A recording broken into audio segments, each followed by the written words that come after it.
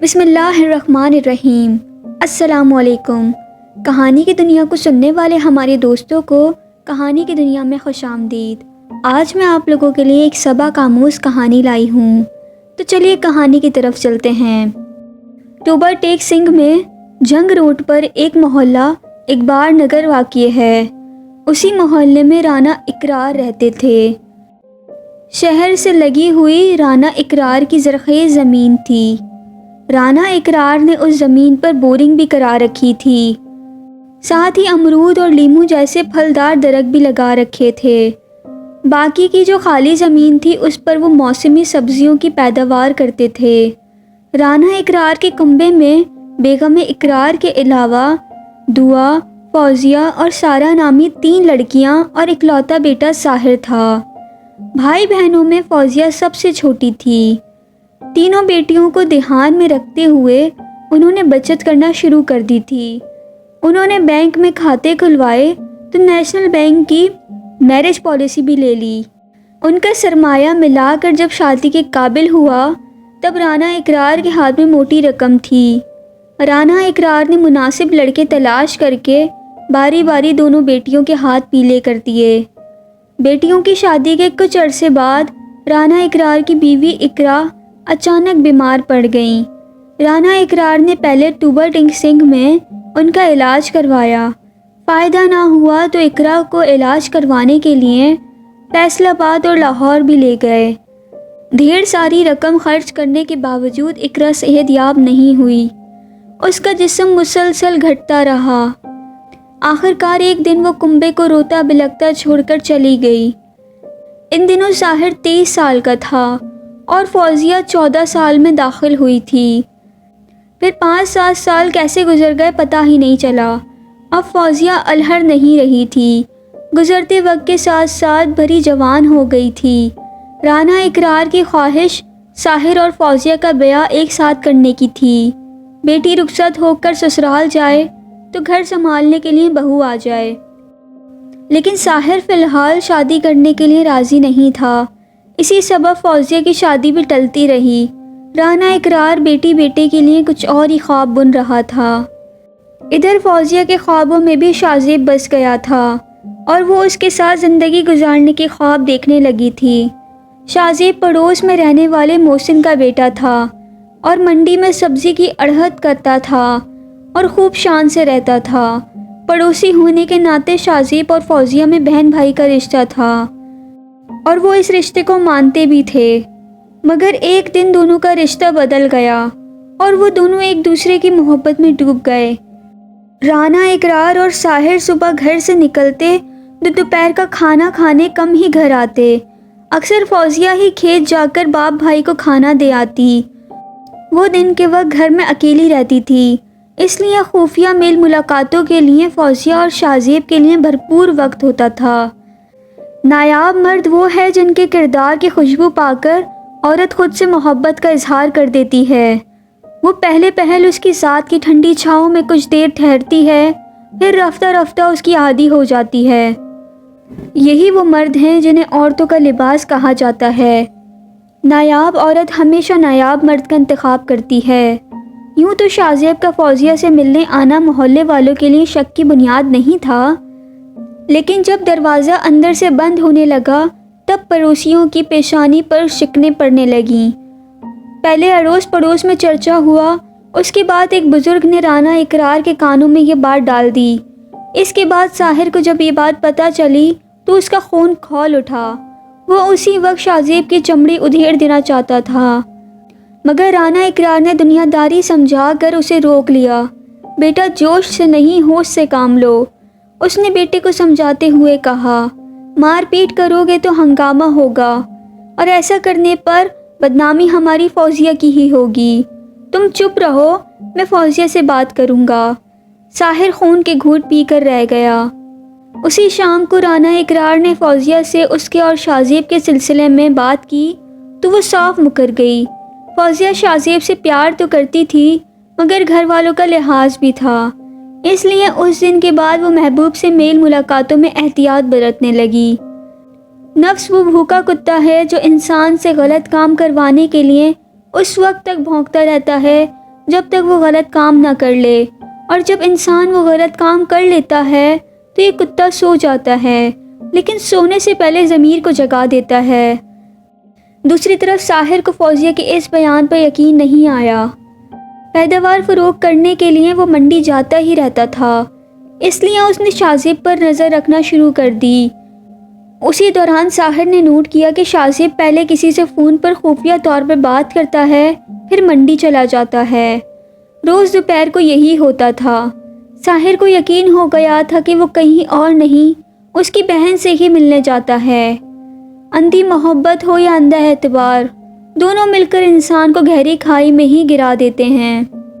ایک دن ساحر منڈی سے شاذب کے پیچھے لگ گیا۔ شاذب کا تعاقب کرتے ہوئے وہ محلے تک آ گیا۔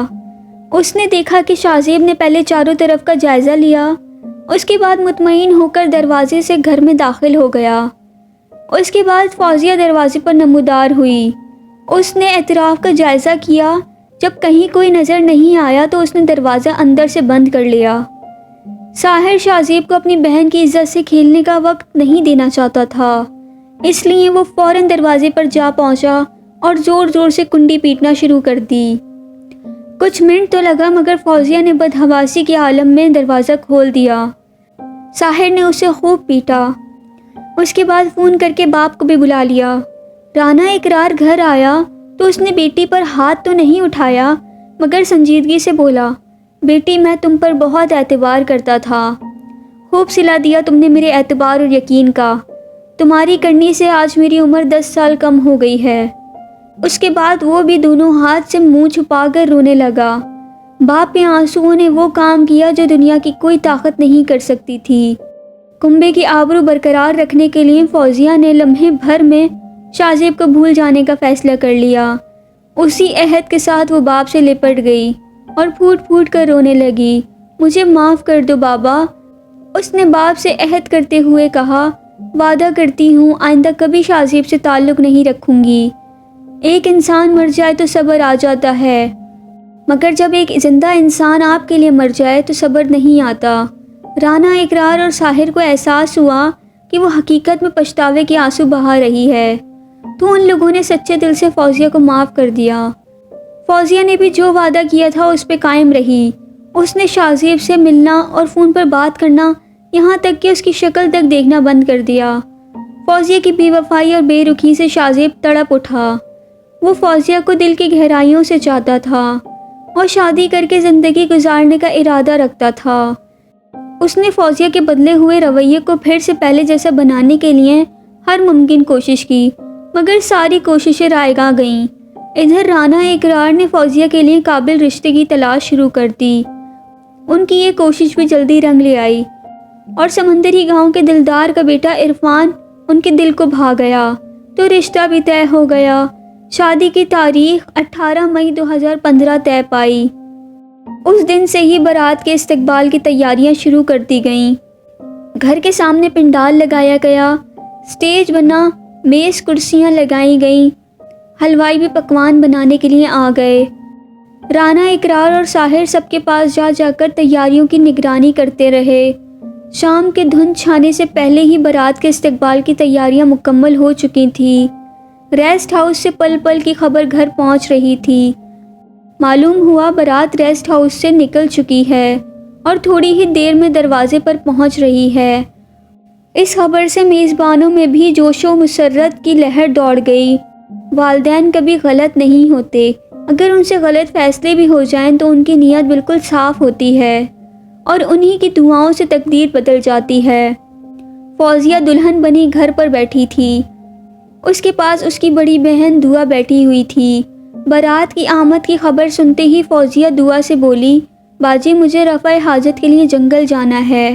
پہلے تو دعا نے منع کیا، مگر جب فوزیہ نے اصرار کیا تو بولی، اچھا جا، جلدی فارغ ہو کر آ جا، لیکن یاد رکھنا بارات دروازے پر لگنے والی ہو تو دلہن کا گھر سے باہر جانا منحوس مانا جاتا ہے۔ فوزیہ نے پانی سے بھرا ہوا لوٹا لیا اور چھپکے سے باہر نکل گئی۔ چونکہ سب اپنی اپنی دھن میں مست تھے، اس لیے کسی نے اس پر دھیان نہیں دیا۔ تھوڑی ہی دیر میں بارات دروازے پر آ گئی۔ آؤ بھگت کے بعد نکاح کی رسم شروع ہونے لگی۔ دلہا کے بعد فوزیہ سے دستخط کرانے کی باری آئی، لیکن دلہن تو وہاں تھی ہی نہیں۔ دعا کی جان مصیبت میں تھی۔ گھر سے کچھ فاصلے پر ایک سنسان مقام پر فوزیہ زمین پر پڑی تڑپ رہی تھی اور دونوں ہاتھ سے اپنے پیٹ کے زخموں کو دبا رکھا تھا، پھر بھی خون تیزی سے بہہ رہا تھا۔ ٹارچ کی روشنی میں لوگوں نے فوزیہ کو دیکھا تو ساحر نے دوڑ کر اس کا سر اپنی گود میں رکھ لیا۔ ادھر وہاں سب لوگ پریشان ہو گئے کہ آخر دلہن کہاں غائب ہو گئی۔ ہر طرف تلاش شروع ہو گئی اور ادھر فوزیہ کی حالت لمحہ بہ لمحہ بگڑ رہی تھی، اس لیے اسے آنن فانن قریبی ہسپتال میں لے جایا گیا، جہاں ابتدائی معائنے میں ہی اسے مردہ قرار دے دیا گیا۔ فوزیہ کی موت کی خبر آتے ہی بارات دوبارہ واپس بس میں سوار ہو کر لوٹ گئی، بغیر دلہن کے۔ حادثے کی اطلاع پولیس کو دے دی گئی تو منٹوں میں ہی علاقائی تھانہ سول لائن کے انچارج انسپکٹر راہیل مع دیگر پولیس والوں کے ساتھ موقع پر ہی پہنچ گئے۔ فوزیہ کی لاش کو قبضے میں لے کر اسے پوسٹ مارٹم کے لیے بھیج دیا گیا۔ سب حیران تھے کہ آخر دلہن کو کس نے اور کیوں مارا۔ باپ اور بھائی نے دعا کو بھی بہت کوسا، جس نے بہن کو اکیلے باہر جانے دیا۔ کسی کا بھی ذہن اس ثانیے کو قبول کرنے کو تیار نہ تھا۔ جہاں کچھ لمحے پہلے خوشیاں تھیں، اب وہاں ماتم ہو رہا تھا۔ FIR نامعلوم ملزمان کے خلاف کٹ گئی، مگر پولیس نے ساحر سے تفصیلات لینے کے بعد شاذیب کو شامل تفتیش کرنے کا فیصلہ کیا۔ 6 روز بعد پولیس نے شور کوٹ موڑ سے شاذیب کو گرفتار کر لیا۔ اس سے پوچھ گچھ کی گئی تو اس نے بتایا، میں سچے دل سے فوزیہ کو چاہتا تھا، لیکن وہ اپنے گھر والوں کے بہکاوے میں آ کر بے وفائی کر گئی تھی، اس لیے شادی والے دن میں نے اسے ملنے کے لیے بلایا۔ فوزیہ آنے کو تیار نہیں ہوئی تو اس کی پول پٹی کھول دینے کی دھمکی دی۔ دھمکی کے ڈر سے وہ گھبرا گئی۔ میرا ارادہ اسے لے کر کہیں دور چلے جانے کا تھا، مگر فوزیہ اس کے لیے راضی ہی نہیں ہوئی، لہٰذا غصے میں نے فوزیہ پر چاقو سے حملہ کر دیا۔ اس کے بعد وہ زور زور سے رونے لگا۔ روتے روتے بولا، فوزیہ مر گئی، اس کی موت کا ذمہ دار میں ہوں اور اس کے لیے میں خود کو کبھی معاف نہیں کروں گا۔ شاذیب کی نشاندہی پر پولیس نے قتل میں استعمال ہونے والا چاقو اور اس کا موبائل فون ضبط کر لیا، جس سے اس نے فوزیہ کو فون کر کے دھمکایا تھا۔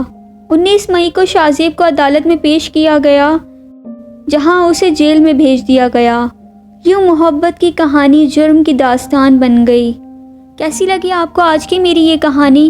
کامنٹ سیکشن میں اپنی رائے کا اظہار ضرور کیجیے گا، اور آپ پر یا آپ کے کسی بھی عزیز پر کوئی بھی واقعہ گزرا ہو تو ڈسکرپشن میں دیے گئے ای میل پر رابطہ کر کے مجھ سے اپنا واقعہ ضرور شیئر کریں۔ تب تک کے لیے اللہ حافظ۔